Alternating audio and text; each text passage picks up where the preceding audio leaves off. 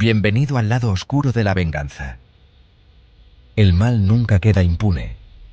Cuando los vampiros nocturnos regresaron a casa después de sembrar el terror en Coimbra, otros decidieron que era hora de hacerles pagar por sus crímenes. Esta es la historia de cómo la justicia tomó forma bajo la luz de una luna sangrienta. Después de su macabro festín en Coimbra, los vampiros nocturnos regresaron a sus casas con el Fiat Punto blanco, manchado de sangre seca y tierra. Pensaban que habían dejado atrás cualquier rastro de su crueldad, pero no contaban con que el último asesinato en la gasolinera desataría una tormenta de odio y sed de venganza. Los amigos de la víctima del Opel Astra, horrorizados por la brutalidad del crimen, decidieron investigar quiénes estaban detrás de las muertes en Coimbra.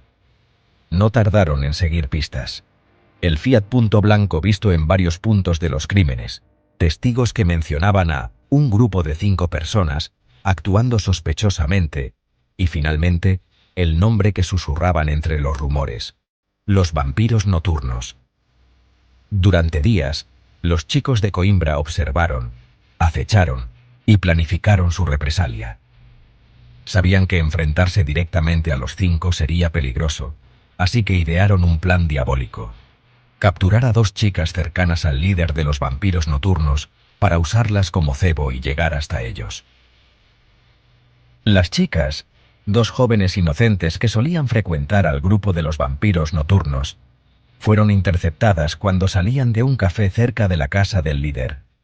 Los chicos de Coimbra las arrastraron hacia un furgón oscuro mientras gritaban y pataleaban. Una vez dentro, las ataron y les colocaron cinta adhesiva en la boca. Las amenazaron: si querían vivir, debían ayudarles a tender una trampa al líder y al resto del grupo. Les dieron teléfonos móviles e instrucciones claras. Debían llamar al líder fingiendo estar en peligro. Pero el líder no contestó. Sus llamadas quedaron sin respuesta, lo que enfureció aún más a los chicos de Coimbra. Decidieron actuar sin esperar más. Esa misma noche, tocaron a la puerta de la casa del líder. Era una vivienda modesta, donde vivía con su madre anciana y su hermana mayor. Él abrió la puerta sin sospechar nada, solo para encontrarse frente a 3 hombres encapuchados apuntándole con pistolas. Sin decir una palabra, uno de ellos le colocó el cañón de la pistola en la sien. El líder, pálido y tembloroso, salió de casa sin resistencia, dejando a su madre y su hermana gritando desde el interior. Ni siquiera intentaron ayudarlo. Sabían que cualquier movimiento en falso significaría la muerte inmediata. Lo metieron a patadas en el maletero de un coche mientras él pedía clemencia. Pero los chicos de Coimbra no tenían intención de escucharlo. Antes de irse, lanzaron una granada de humo dentro de la casa, asegurándose de que la madre y la hermana quedaran atrapadas en una nube tóxica que las dejaría inconscientes durante horas. No las mataron. Todavía. El siguiente objetivo fue el más fuerte del grupo.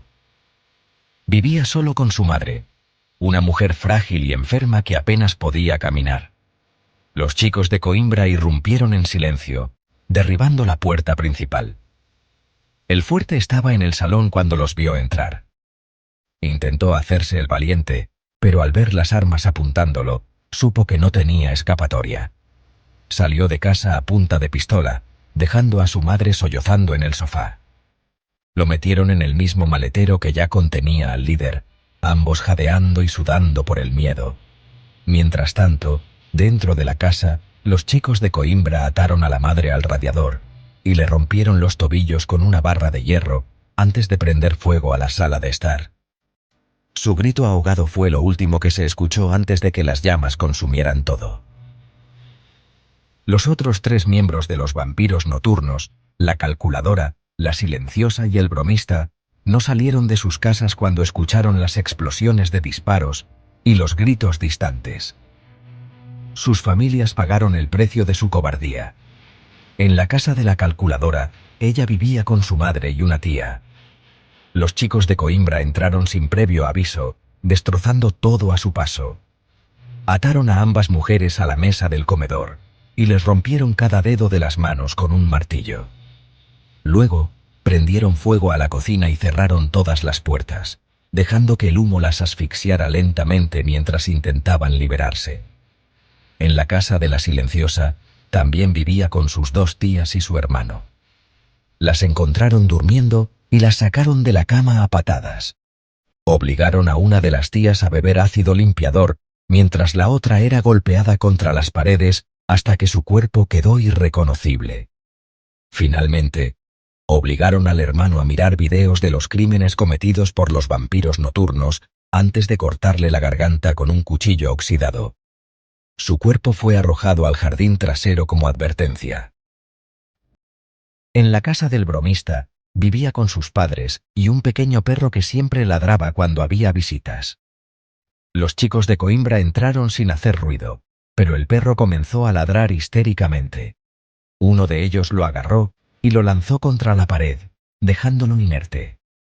Luego, ataron a los padres al techo con cuerdas y les prendieron fuego usando un soplete industrial.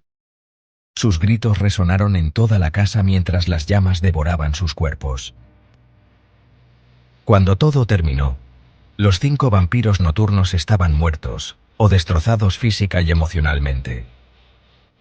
Pero la oscuridad siempre deja cicatrices, tanto en quienes la invocan como en quienes la combaten. Si alguna vez crees que puedes ocultarte tras máscaras de maldad sin consecuencias, recuerda esto. Hay otros que también saben jugar al juego del terror. Y quizás, esta noche, sean ellos quienes te busquen. Suscríbete para más historias oscuras si te atreves. Hasta la próxima.